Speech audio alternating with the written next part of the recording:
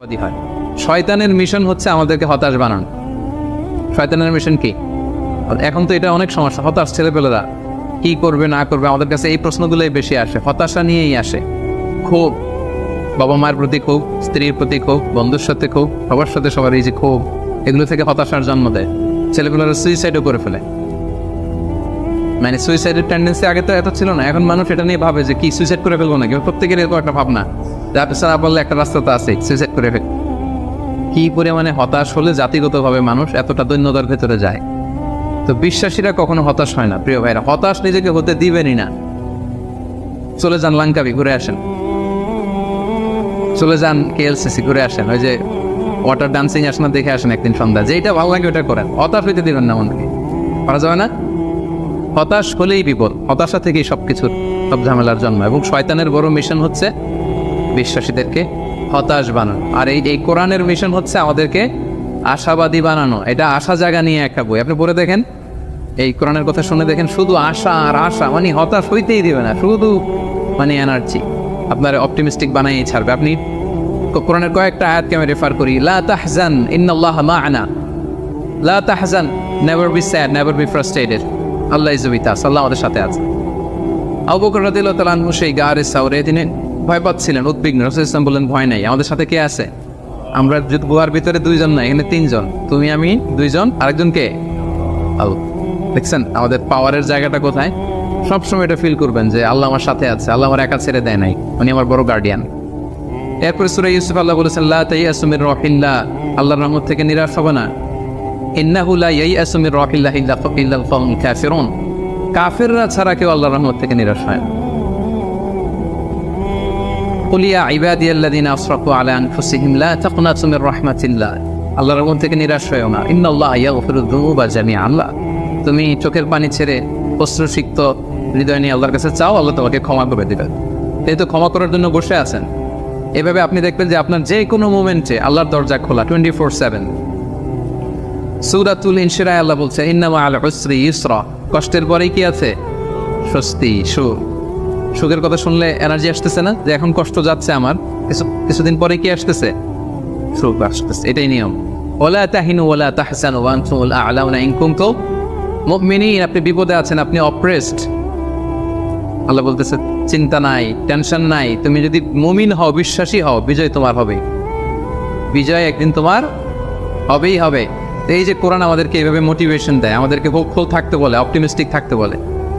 এবং আপনি যদি খেয়াল করেন যে আমাদের হতাশ হওয়ার কোনো সুযোগ নাই তো আমাদের। আপনি সুখে আছেন তো আপনি শুকরগুজার হবেন। আমরা সুখ আসলে, বুশরা, সাকসেস আসলে আমরা কি করি? আলহামদুলিল্লাহ। তাহলে শুকুর, আল্লাহ শুকুর করলাম, শুকুর করলে সওয়াব আছে না? আচ্ছা, এখন আমার বিপদ আসছে, পরীক্ষা, দুর্ঘটনায় পড়ছি, তখন আমরা সবর করব। কি করব? সবর একটা ইবাদত না? সওয়াব আছে না? তাহলে আমাদের মুমিনদের পুরো জিন্দেগিতে এই দুইটা ইবাদত ছাড়া কোনো একটা মুহূর্ত কাটে? আমার সারা জীবন হয় আমি শুকরে আছি, নয় সবরে আছি। কি বলেন? কন্টিনিউয়াস এই দুইটা ইবাদত কিন্তু মুমিনের জীবনে চলমান। আর এই দুইটা ইবাদতের কারণে কন্টিনিউয়াস আপনি সওয়াব পেতেই থাকবেন, পেতেই থাকবেন। আপনি শুকুর গুজার অবস্থায় আছেন, শুকুরের সওয়াব আমল নামায় উঠতেছে। বিপদে পড়ছেন, হসপিটালে আছেন, অসুস্থ, কি করতেছেন তখন? সবর, সবরের সওয়াব আমল নামায় উঠতেছে কন্টিনিউয়াস। তো এই যে আমি কন্টিনিউয়াস সওয়াব পেয়ে যাচ্ছি, এটা কি আপনার মনে আসা জায়গায় না? কি বলেন? এমন রাসূল সাল্লাল্লাহু আলাইহি ওয়াসাল্লাম বলেছেন, হাত্তা শাওকাতি ইউশাকুহা ইল্লা কাফারাল্লাহু বিহা মিন খাতায়া, তোমার জীবনের দুঃখ, কষ্ট, জ্বালা, যন্ত্রণায় প্রতিটা কষ্টের মধ্য দিয়ে আল্লাহ তোমার গুনাহ মাফ করে দেয়। আপনার জ্বর হয়েছে, গুনাহ মাফ। দুর্ঘটনা হয়েছে, গুনাহ মাফ। পিছলে মাটিতে পড়ে গেছেন, পা ভেঙে গেছে, গুনাহ মাফ। এমনকি বড়ই গাছে উঠছেন বড়ই খাওয়ার জন্য, বড়ই একটা টান দিচ্ছেন, দেখে কাটা ঢুকে গেছে, ইস ব্যথা, ইস বলে কষ্ট পাইছেন, আল্লাহ বলছে এই কষ্টের কারণে গুনাহ মাফ করে দিলাম। আশা জাগে, আশা। আপনি হতাশা পান কই? এবার আমারে বলেন, আপনি কোন ডিকশনারিতে হতাশা খুঁজে? হতাশার তো কোনো সুযোগই নাই আমাদের। আমাদের পুরো জীবনটা হচ্ছে আশা দিয়ে ভরা, শুধু আশা আর আশা। এই যে আমরা এই পৃথিবী থেকে চোখ বিদায় নিবা, আমরা মারা যাবো, এটা আপনার হতাশ লাগে? কষ্ট লাগে? আরে এটাই তো আসলে আসার জায়গা। দেখেন, এই দুনিয়ার কষ্টটা আমি আপনারা বুঝাই। কিছুদিন আগে আব্বা মারা গেল, ধরেন, এই যে কষ্ট।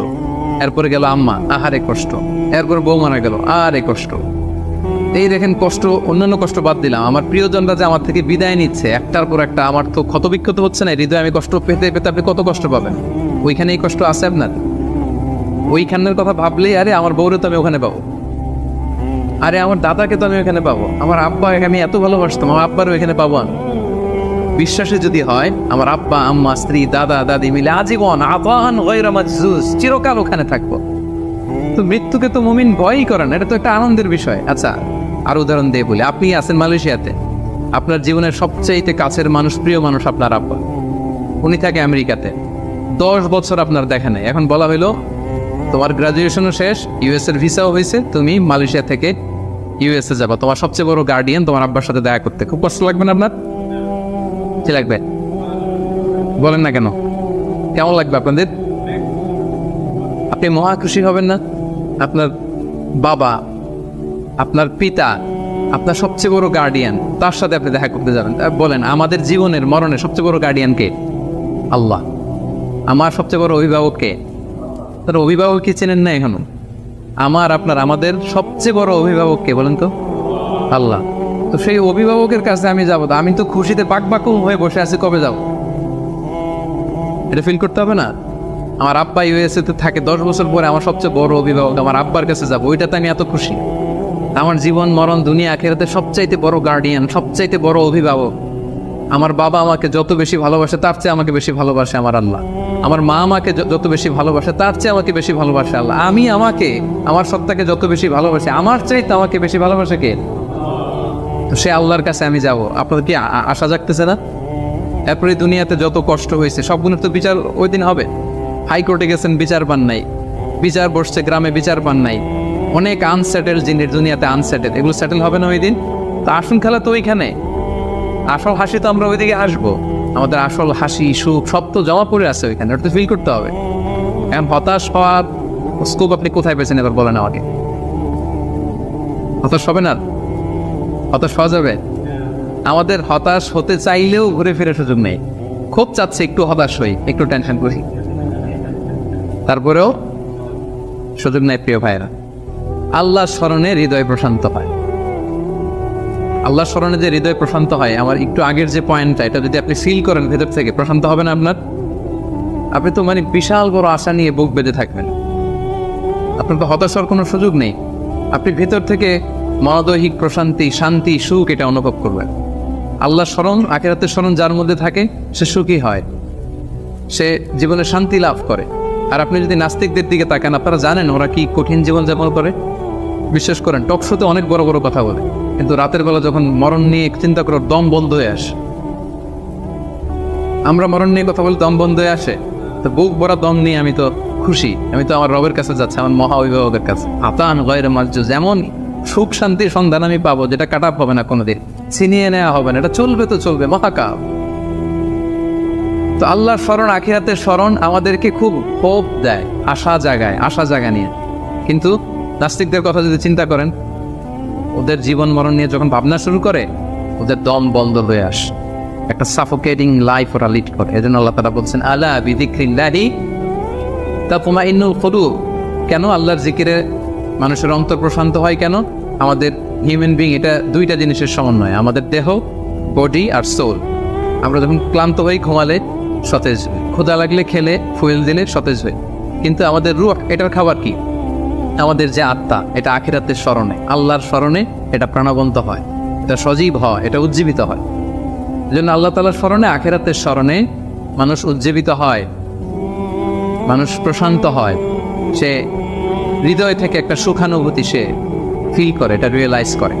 আর যারা এটা করে না, আল্লাহ কি বলছেন, ওমান আ'রাদা আন যিকরি ফাইন্না লাহু মাঈশাতান দানকা, they live a very suffocating life, very miserable life.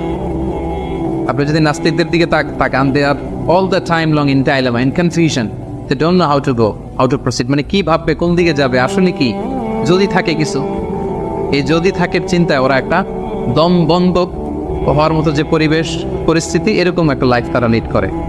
আর যারা বিশ্বাসী, আল্লাহ বিশ্বাসী, আখিরাতে বিশ্বাসী, তারা এই পৃথিবীর জীবনে তো সুখী হবেই, আখিরাতে তারা মহাশান্তির সন্ধান পাবে। এবং যে আয়াতটি দিয়ে শুরু করেছিলাম সেটা দিয়ে শেষ করে আল্লাহ তাআলা বলছেন, মান আমিলা সালিহাম মিন যাকারিন আও উনসা ওয়া হুয়া মুমিন ফালানুহইয়ান্নাহু হায়াতান তাইয়্যিবা ওয়া লানাজজিয়ান্নাহুম আজরাহুম বিআহসানি মা কানু ইয়ামালুন। সৎ কর্ম সম্পাদনকারী কোনো মুমিন ব্যক্তি, নারী হোক পুরুষ হোক, যে আমি 10টা যা বললাম এটা সামহাও হয় ইমানের সাথে সম্পৃক্ত, নয় সৎ কর্মের সাথে সম্পৃক্ত। এটা দুইটা যদি কেউ নিশ্চিত করে, আল্লাহ বলে ফালানুহইয়ান্নাহু হায়াতান তাইয়্যিবা, আমি গ্যারান্টি দিচ্ছি, আমি কমিটমেন্ট দিচ্ছি, আমার প্রোক্লেমেশন, আমার ডিক্লেয়ার যে আমি তাদেরকে হায়াতে তাইয়্যিবা, আমরা বলি না আল্লাহ হায়াতে তাইয়্যিবা দান করুক আপনাকে, বলি না বাংলায়? হায়াতে তাইয়্যিবা মানে একটা পবিত্র জীবন, একটা সুখময় জীবন, একটা শান্তিময় জীবন আমি তাদেরকে দান করব। এজন্য আল্লাহ তাআলার স্মরণে মানুষের হৃদয় প্রশান্ত হয়। আল্লাহর স্মরণে, আখিরাতের স্মরণে যাদের হৃদয় প্রশান্ত হয়, এদের দুনিয়াতে যে কোনো কষ্ট নাই, সমস্যা নাই তা না, আছে অভাব অনটন আছে, দুর্ঘটনা আছে, কিন্তু এগুলো তাদেরকে উদ্বিগ্ন হতে দেয়। কথা বুঝতে পেরেছেন? বিশ্বাসী সৎকর্মপরায়ণশীল ব্যক্তিদের জীবনে কষ্ট আছে, দারিদ্রতা আছে, দুঃখ আছে, কিন্তু এটা তাদেরকে উদ্বিগ্ন বানায় না, এটা তাদেরকে অস্থির হতে দেয় না, অস্থির চিত্তের হয় না, তারা প্রশান্ত চিত্তের অধিকারী। আর আমরা শুরুতেই বলেছি যে অন্তরের সুখী বড় সুখ বা আসল সুখ। তো হৃদয়ের সুখটা তারা সবসময় অনুভব করে। আলা বিযিকরিল্লাহি তাতমাইন্নুল কুলুব, জেনে রাখো সাবধান, আল্লাহ তাআলার স্মরণেই হৃদয় প্রশান্ত হয়। সিম্পলিসিটি, একেবারে সিম্পল লাইফ লিড করা, ইজি গোয়িং হওয়া। যারা এই দুনিয়ার জীবনে ইজি গোয়িং তারা হ্যাপি বেশি। যারা একটুতেই মানে খুব ইগোর সমস্যায় ভোগে, একটু বাঘ ধরে থাকে, একটু গো ধরে থাকে, এদের জীবনে কষ্ট বেশি। এজন্য মানে try to be easy going person. আপনি যত ইজি গোয়িং হবেন, লাইফস্টাইলে জটিল করে তো লাভ নাই আসলে। যত সিম্পলি আপনি জীবনকে যাপন করতে পারেন, হ্যান্ডেল করতে পারেন, ওইটাতেই সুখ। আপনি করে দেখেন, এটাতেই সুখ। আর যারা জটিল করে তারাই কিন্তু অস্থিরতায় ভোগে, অশান্তিতে ভোগে। তাহলে প্রথম কি হচ্ছে? সিম্পলিসিটি। হ্যাঁ, আল্লাহ কিন্তু মানে খুব সিম্পলি ইসলামকে মানতে আমাদেরকে বলে, ওমা জাআলা আলাইকুম ফিদ-দীনি মিন হারাজ, কোনো কাঠিন্যতা আল্লাহ তাআলা দিনে রাখেন। ইউরিদুল্লাহু বিকুমুল ইউসরা ওয়া লা ইউরিদু বিকুমুল উসরা। আল্লাহ সহজ চান, আল্লাহ তাআলা কিন্তু কাঠিন্যতা চান না। ইসলামের বিধানগুলো দেখবেন যে অনেক ফ্লেক্সিবিলিটি, সিম্পল। দাঁড়িয়ে নামাজ পড়াকে ফরজ করা হয়েছে, পড়তে পারেন না, বসে পড়লে আল্লাহ তাআলা কবুল করছেন। বসে পড়তে পারেন না, শুয়ে পড়লে আল্লাহ তাআলা কবুল করছেন। অজু করে নামাজ পড়া আল্লাহ তাআলা আবশ্যক করেছেন। অজু করতে পারতেছেন না, তায়াম্মুম করে পড়লেও নামাজ আল্লাহ তাআলা কবুল করছে। এই যে দেখেন সিম্পলিসিটি। এবং রাসূল সাল্লাল্লাহু আলাইহি ওয়াসাল্লামের লাইফ লিডিং সিস্টেমে যদি আপনি দেখেন, ওনার অ্যাটিটিউডটা কেমন ছিল, উনি কিভাবে ওনার জীবনযাপন করতেন, ওখানেও দেখবেন যে রাসূল সাল্লাল্লাহু আলাইহি ওয়াসাল্লাম খুবই সিম্পল লাইফ লিড করতেন। তো বলার অপেক্ষা রাখে না। কি বলেন? রাসূল সাল্লাল্লাহু আলাইহি ওয়াসাল্লামের সিরাত যারা পড়েছেন, ছোট্ট একটা উদাহরণ দেই। সহিহ মুসলিমের একটা হাদিস অনেকে শুনেছেন, আমাদের আয়েশা রাদিয়াল্লাহু তাআলা বর্ণনা করেন যে রাসূল সাল্লাল্লাহু আলাইহি ওয়াসাল্লামের অ্যাটিটিউডটা কত সিম্পল ছিল, কত সিম্পলি তিনি লাইফ লিড করতেন। দেখেন, তিনি বর্ণনা করেন যে রাসূল সাল্লাল্লাহু আলাইহি ওয়াসাল্লাম সকালবেলা যখন আসতেন, স্ত্রীদের ঘরে তো ফজরের সালাতের পরে আসতেন, তাই না? ফজরের সালাতের পর রাসূল সাল্লাল্লাহু আলাইহি ওয়াসাল্লাম লম্বা সময় মুসাল্লায় বসে থাকতেন। সালাম ফেরানোর পরে সাহাবাদের দিকে মুখ ফিরিয়ে বসতেন, লম্বা সময় তাসবিহ পড়তেন, ইশরাকের সালাত করতেন। এরপর সাহাবাদের সাথে কিছু পার্সোনাল কারো কোশ্চেন থাকলে ওটার আনসার করতেন। বিশেষ করে রাতে কেউ স্বপ্ন দেখলে ওটার ব্যাখ্যা করতেন রাসূল সাল্লাল্লাহু আলাইহি ওয়াসাল্লাম। রাসূল সাল্লাল্লাহু আলাইহি ওয়াসাল্লাম বলতেন, যেহেতু ফজর জাস্ট ঘুম থেকে উঠে আসছে, এখনই তো স্বপ্নের ব্যাখ্যা দিতে হবে। রাসূল সাল্লাল্লাহু আলাইহি ওয়াসাল্লাম বলতেন যে হাল রাআ আহাদুম মিনকুম আল বারিহাতা রুইয়া, গত রাতে কেউ স্বপ্ন দেখছো নাকি? তো সাহাবারা কেউ যদি স্বপ্ন দেখে থাকতেন বলতেন যে আমি তো এটা দেখেছি, আমি এটা দেখেছি। রাসূল সাল্লাল্লাহু আলাইহি ওয়াসাল্লাম নিজের স্বপ্ন আবার বলতেন। রাসূল সাল্লাল্লাহু আলাইহি ওয়াসাল্লামের স্বপ্ন আবু বকর রাদিয়াল্লাহু তাআলা আনহু ব্যাখ্যা করে দিতেন। নবীদের মধ্যে সবচেয়ে ভালো স্বপ্নের ব্যাখ্যা করতে জানতেন ইউসুফ আলাইহিস সালাম, ইয়াকুব আলাইহিস সালাম, এবং নিঃসন্দেহে আল্লাহ রাসূল সাল্লাল্লাহু আলাইহি ওয়াসাল্লাম। এবং সাহাবাদের মধ্যে সবচেয়ে ভালো স্বপ্নের ব্যাখ্যা করতে জানতেন আবু বকর রাদিয়াল্লাহু তাআলা। রাসূল সাল্লাল্লাহু আলাইহি ওয়াসাল্লামের অনেক স্বপ্ন তিনি ব্যাখ্যা করে দিয়েছেন, কিছু কিছু সঠিক ব্যাখ্যা করেছেন, কিছু কিছু করতে পারেন। তাবিঈদের মধ্যে সবচেয়ে ভালো স্বপ্নের ব্যাখ্যা করতেন মুহাম্মদ ইবনে সিরিন, আপনারা জানেন। রাসূল সাল্লাল্লাহু আলাইহি ওয়াসাল্লাম বলতেন যে কেউ স্বপ্ন দেখছে তো ব্যাখ্যা করে দিতেন। এরপরে তো তিনি ঘরে ফিরতেন, যেই রাতে যে স্ত্রীর ঘরে ছিলেন সেই ঘরেই ফিরতেন। তো আমাদের আয়েশা রাদিয়াল্লাহু তাআলা আনহা ঘরে যে রাতে থাকতেন, যখন ফিরে আসতেন উনি বর্ণনা করতেছেন যে একদিন রাসূল সাল্লাল্লাহু আলাইহি ওয়াসাল্লাম এসে ঘরে এসে জিজ্ঞেস করলেন যে হাল আইন্দাকুম শাই, মানে ঘরে খাবার টাবার কি কিছু আছে? আমাদের আয়েশা রাদিয়াল্লাহু বললেন যে না, মা আইন্দানা শাই ইয়া রাসূলুল্লাহ, ইয়া রাসূলুল্লাহ, না, ঘরে তো ব্রেকফাস্ট করার মতো কিছু নাই। তোমার রাসূল সাল্লাল্লাহু আলাইহি ওয়াসাল্লাম বললেন ক্বালা ফা ইন্নী সাইম, ঠিক আছে তাহলে আমি রোজা রেখে দিলাম। সুবহানাল্লাহ বিহামদিহি। এটা সিম্পলিসিটির একটা উদাহরণ। দেখেন, ঘরে খাবার আছে আয়েশা, না খাবার নাই, তখন খাবারের বন্দোবস্ত করাতে তো খারাপ কিছু না, করা যায়। বা বলতে পারতেন যে ফাতেমার ঘরে দেখো না কিছু আছে কিনা, বা পাশে সাউদার ঘরে কিছু পাওয়া যায় কিনা, বা আমি একটু আনসারিদের বাসায় যেয়ে দেখি কিছু একটা ম্যানেজ করা যায় কিনা। যদি এরকম করতেন এটা খারাপ কিছু ছিল না, এটা হতেই পারে। কিন্তু রাসূল সাল্লাল্লাহু আলাইহি ওয়াসাল্লামের অ্যাটিটিউডটা দেখেন, খাবার আছে ঘরে, না খাওয়া নেই, আচ্ছা ঠিক আছে, নাই যেহেতু রোজা রেখে দিলাম, আমি রোজা আজকে আমি রোজার নিয়ত করে ফেললাম। চিন্তা করছেন কত সিম্পল লাইফ। এইভাবে আপনি যদি এক পয়েন্টে, তো আমরা অনেক লম্বা ছোট কথা বলবো না, খুবই সিম্পল ওনার লাইফ লিডিং সিস্টেম ছিল। His lifestyle was so simple but yet so special. সিম্পলিসিটির মধ্যে দিয়ে উনি অনেক স্পেশাল ছিলেন। টু ফরগিভ আদার্স, অন্যকে ক্ষমা করে দেয়া। আপনি যদি ক্ষমা করে দেন মানুষকে, আপনি সুখে থাকবেন, শান্তিতে থাকবেন। আমাদের হয় চলতি পথে আমাদের বন্ধুদের মধ্যে, বা আমাদের প্রতিবেশীর সাথে, বা আমার কলিগের সাথে, বা আমাদের সমাজে অনেকের সাথে অনেকের নানা সময় এমন বিভেদ, ঝগড়া এটা তৈরি হতে পারে, ফলে মনের মধ্যে ক্ষোভ, অশান্তি, ইভেন জেলাসিও আসতে পারে। কিন্তু এটা যদি আপনি কারোর প্রতি যদি রাগ, ক্ষোভ এটা পুষে রাখেন, ইট বার্নস ইউর সেলফ ইনসাইড, এটা ভিতরে আপনারা জ্বালাবে। যারে হিংসা করতেছেন, যার ব্যাপারে ক্ষোভ রাখতেছেন, এর কোনো ক্ষতি হয় না। ক্ষতি হয় যে এই ক্ষোভটা লালন করে, এই রাগটা যে ঝেড়ে ফেলতে পারে না হৃদয় থেকে, যে মন থেকে মানুষকে ক্ষমা করতে পারে না, সে কষ্ট পায়, অশান্তি নেমে আসে, দুঃখ নেমে আসে। আর যে সিম্পলি ক্ষমা করে দেয় সবাইকে, সে মানে সুখী একটা জীবনযাপন করতে পারে। এবং এটা জরিপেও, গবেষণাতেও দেখা গিয়েছে যে যে অন্যকে সহজে ক্ষমা করে দেয়, সে হ্যাপি লাইফ লিড করে। এটা আমরা রাসূল সাল্লাল্লাহু আলাইহি ওয়াসাল্লামের জীবনীতে যদি দেখি, রাসূল সাল্লাল্লাহু আলাইহি ওয়াসাল্লাম কি পরিমাণে যে ক্ষমা করেছেন, তা আপনারা নিজেরাও জানেন যে কত ঘটনা। ওনার পুরো জীবনীটাই তো ক্ষমা। সবসময় ক্ষমা করে দিতেন, মনে দুঃখ পুষে রাখতেন না কখনো। এবং সাহাবাদেরকে বলতেন তোমরা ক্ষমা করে দাও। এক সাহাবী এসে বললেন, ইয়া রাসূলুল্লাহ, আমার তো অনেক কৃতদাস, ওরা শুধু কাজে ভুল করে, ওদেরও কি একটু পানিশমেন্ট দেওয়া উচিত না? রাসূল সাল্লাল্লাহু আলাইহি ওয়াসাল্লাম বলতেন না। তো কি করবো? ক্ষমা করে দাও। কয়বার করবো? বলেন প্রতিদিন কমপক্ষে 70 বার। যতবার তুমি আল্লাহর কাছে ক্ষমা চাইবে, ততবার ক্ষমা করবে। যতবার আল্লাহর কাছে ক্ষমা পেতে চাও, ততবার ক্ষমা করবে। ফিলোসফিটা বুঝতে পারছেন? আমরা আল্লাহর কাছে ক্ষমা চাই, কিন্তু আমরা একে অপরের ক্ষমা করতে পারি না। আল্লাহ তাআলা বলেন যে তুমি ক্ষমা করো, আমি তোমার ক্ষমা করে দেব। তুমি ক্ষমা করো তোমার ভাইদের, আমি তোমার ক্ষমার ব্যবস্থা করতেছি। তো এই জন্য আমরা যেন ক্ষমা করি। রাসূল সাল্লাল্লাহু আলাইহি ওয়াসাল্লাম সবসময় ক্ষমা করে দিতেন, কারোর ব্যাপারে মনে ক্ষোভ, রাগ এগুলো কখনোই রাখতেন না।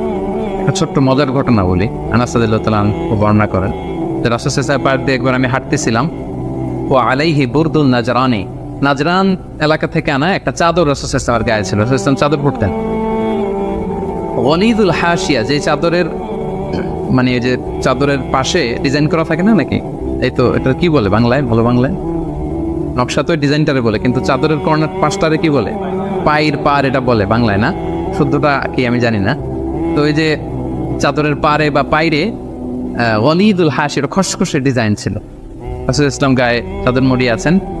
বেদুইন আসছে, যার মধ্যে এরকম সিভিলাইজেশনের ছোঁয়া লাগে না, সভ্যতার ছোঁয়া লাগে না। সে এসে রাসূল ইসলাম চাদর ধরে টান দিছে, টান দিয়ে বলছে, ইয়া মুহাম্মদ মুরলি মিন মালিল্লাহ, আচিনি মিন মালিল্লাহ, বাইতুল মাল থেকে কিছু দাও আমারে। আসছে ভিক্ষা করতে, আয়সা ধরেন আপনাকে ধরে টান দিলে, জামা ছেড়ে ফেললো, কষ্ট দিল, এটা কি হয়? কি করবেন আপনি? মায়ের সহজ সিম্পল একেবারে সলিউশন, মায়ের। তো নিশ্চয়ই আমরা রিয়েক্ট করবো, রেগে যাবো। বেটা ভিক্ষা যাচ্ছে আমার কাছে আমার পকেট থেকে টাকা নিবে, সে আমার সাথে খারাপ আচরণ করতেছে, তো আমি তো দেওয়ার কথা না সাধারণত, আমি তো রিয়েক্ট করবো।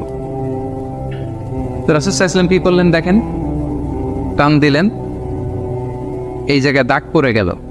হ্যাঁ, টান যে দিচ্ছে একেবারে রাসূল সাল্লাল্লাহু আলাইহি ওয়াসাল্লামের এখানে চামড়া ছিঁড়ে গেছে, দাগ পড়ে গেছে। রাসূল সাল্লাল্লাহু আলাইহি ওয়াসাল্লাম শুধু এভাবে তাকালেন তার দিকে, তাকিয়ে ফাতাবাসসাম, একটা মুচকি হাসি দিলেন, দিয়ে বললেন যাও দিয়ে দাও, বাইতুল মাল থেকে কিছু অংশ দিয়ে দাও। মানে ও যে কষ্ট দিল, ব্যাড বিহেভিয়ার করলো, ওইটা দেখারই সময় নাই ওনার। আগে তো দেখবে, তারপরে না রাগ করবে, ফুলে ফেপে উঠবে রাগে, এটা দেখারই সময় নেই রাসূল সাল্লাল্লাহু আলাইহি ওয়াসাল্লাম। রাসূল সাল্লাল্লাহু আলাইহি ওয়াসাল্লাম বুঝছেন যে তার ওই জ্ঞান নাই, সে চিনে নাই যে আমি রাসূলুল্লাহ, তার মধ্যে ওই সেন্স নাই। বলুন দিয়ে দাও, ওকে দিয়ে দাও, চলে গেল সে, তাও মুচকে হাসি উপহার দিল। সুবহানাল্লাহ বিহামদিহি। এই যে পজিটিভ অ্যাটিটিউডের কথা আমরা বলি, অপটিমিস্টিজমের কথা বলি, দেখেন রাসূল সাল্লাল্লাহু আলাইহি ওয়াসাল্লামের জীবন থেকে দেখেন, অন্যকে ক্ষমা করে দেওয়ার কি নমুনা তিনি স্থাপন করেছেন। মক্কা বিজয়ের কথা যদি ধরেন, তায়েফের কথা যদি ধরেন, তায়েফে তো তিনি রক্তাক্ত হয়েছেন। তায়েফে যে গেছিলেন রাসূল সাল্লাল্লাহু আলাইহি ওয়াসাল্লামের নিজের কোনো সুবিধা নেওয়ার জন্য নাকি? তায়েফবাসীদেরকে জাহান্নামের আগুন থেকে বাঁচাতে, তাই না? তারা কি করলো? অত্যাচার করলো, পাথর মারলো, রক্তাক্ত করলো। রাসূল সাল্লাল্লাহু আলাইহি ওয়াসাল্লাম তাদেরকেও ইনস্ট্যান্ট ওই জায়গায় ক্ষমা, এমন না যে ভেবে দেখি ক্ষমাটা করবো কি করবো না, কাল পরশু দেখি ভেবে চিন্তে যদি ভাল লাগে ক্ষমা করে দিলাম, আর না হলে না করলাম, এটা না, ইনস্ট্যান্ট ক্ষমা। মক্কা বিজয়ের দিন কি হলো? ঘর থেকে বিতাড়িত করা হলো, রাসূল সাল্লাল্লাহু আলাইহি ওয়াসাল্লামের উপর শারীরিক নির্যাতন, মেন্টাল প্রেশার, ওনার মেয়েদেরকে তালাক দেওয়া হলো। রাসূল সাল্লাল্লাহু আলাইহি ওয়াসাল্লাম যখন নামাজ পড়তেন ওটের নারী ভুঁড়ি চাপিয়ে দেওয়া হতো, এলাকা থেকে নির্বাসন। কিন্তু অষ্টম হিজরিতে যখন মক্কা বিজয় করে আসলেন তখন কি হলো? ভয়ে সবাই যখন কাঁপছিল, উনি কি বললেন? লা তাসরিবা আলাইকুমুল ইয়াউম, তোমাদের প্রতি কোনো প্রতিশোধ আমার নেই। ইয়াগফিরুল্লাহু লাকুম ওয়া হুয়া আরহামুর রাহিমিন, আল্লাহ তোমাদের ক্ষমা করুক, তিনি মেহেরবান। ইযহাবু ফানতুম সালাতা, চলে যাও, ক্ষমা করে দিলাম। জীবনের পরতে পরতে রাসূল সাল্লাল্লাহু আলাইহি ওয়াসাল্লামের আপনি বায়োগ্রাফি দেখলে দেখবেন পরতে পরতে একটা মানুষের ক্ষমা করার জন্য যেন মুখিয়ে থাকতেন তিনি, কখন ক্ষমা করবেন। তো এটা আপনি মানুষকে ক্ষমা করতে শিখেন, আপনি সুখে থাকবেন, আপনি সুখী হবেন। ইউ উইল বি হ্যাপিয়ার দেন, শেষে অবশেষে আপনারই বিজয় হবে, আপনি সুখী হবেন, আপনি হ্যাপি হবেন। Try to make others happy, অন্যকে সুখী করার চেষ্টা করা, মানে আপনি হ্যাপি হইতে চাইলে আরেকজনকে হ্যাপি বানাইতে হবে। বুঝতে পারছেন না ব্যাপারটা? খুব সিম্পল।